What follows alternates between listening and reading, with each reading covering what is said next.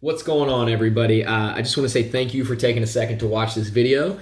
I wanted to make this video in relation to the new Executive Order 180 that just came out. The biggest change here compared to where we were in terms of our phase 3 is that it is now required to wear a mask. There's all kinds of places you're supposed to wear it, but they say that you have to wear it inside at a fitness facility or outside if you're within 6 feet. And inside, you have to wear it even when you're exercising. So they want you to have it on at all times. First, we will follow the executive order at BFP, but we do not believe it is our place to force anyone to wear a mask. We are going to have signs up that say, please wear a mask. The coaches will have masks on their person at all times so that if you do want to come in a mask, we will wear it when we are near you if we need to.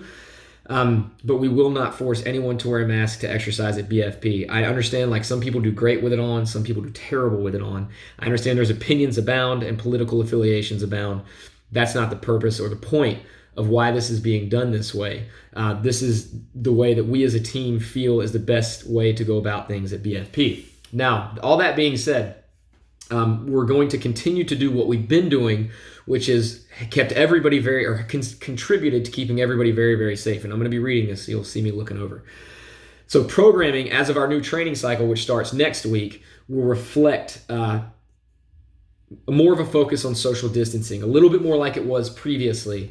But as much as possible, everybody having their own equipment, and we'll buy whatever we need to buy to make this happen. You might see more dumbbell and kettlebell racks around the room so that there's less crossing of paths going on during the sessions and people aren't getting bunched up behind the squat rack. We might get creative with this, but it does take time to get this stuff done and get it in when we have to order it. So please just bear with us on that. Session limits will be enforced 100%.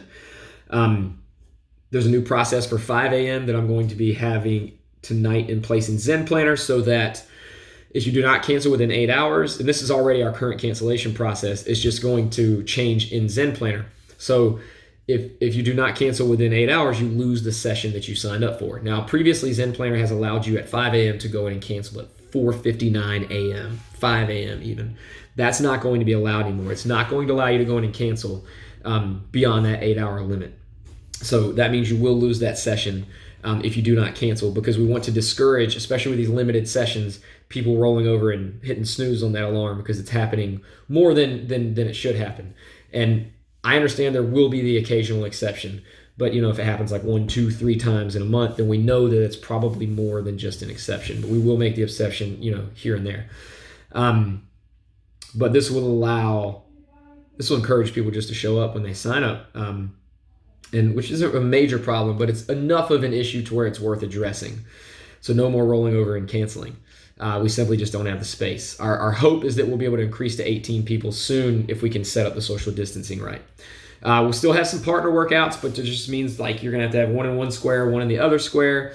All equipment will still have to be wiped down after use, and we're going to re-emphasize that to you, the importance of that. We'll still have all the cleaner out, all the spray bottles, paper towels. Might be using a regular towel service soon as long as we can swap those out at every session. And the hand sanitizer for everybody to use at every square.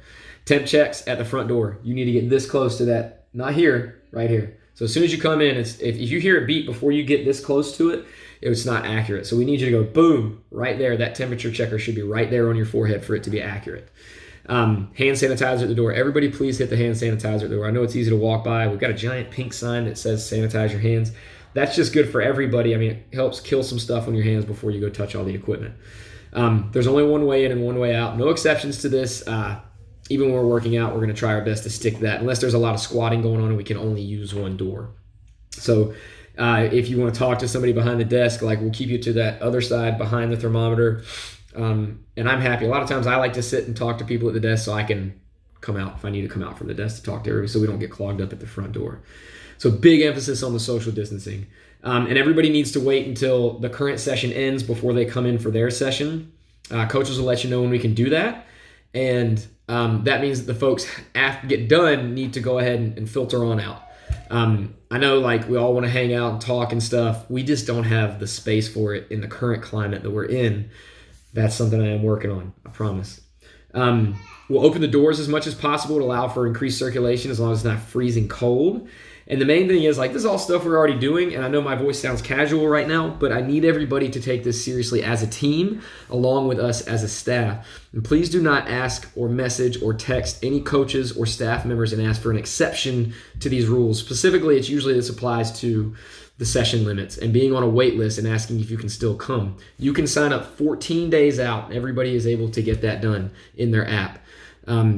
So please make sure you're getting that done if you want to make sure you have a spot at a specific time. We've got so many times now for everybody. So that's it. Like, we just really got to stick to what we're already doing, and you're just going to see an increased emphasis on the social distancing aspect and maybe a little bit of creativity with some of the equipment storage options, so there's less crossing of paths going on.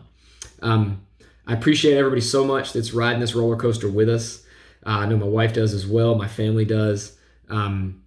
I think people are starting to realize that gyms are part of the answer and that gyms are not a part of the problem.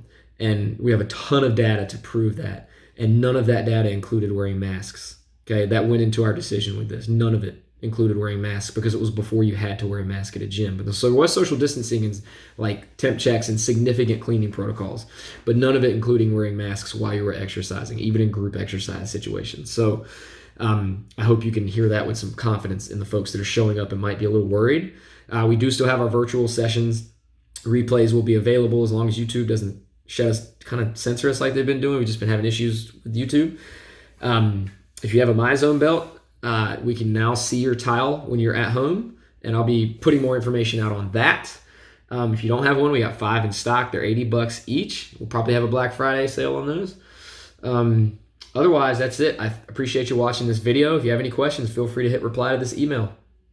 I really appreciate everybody. Thank you so much for listening to this and just rocking out with us during this time. Let's keep having fun.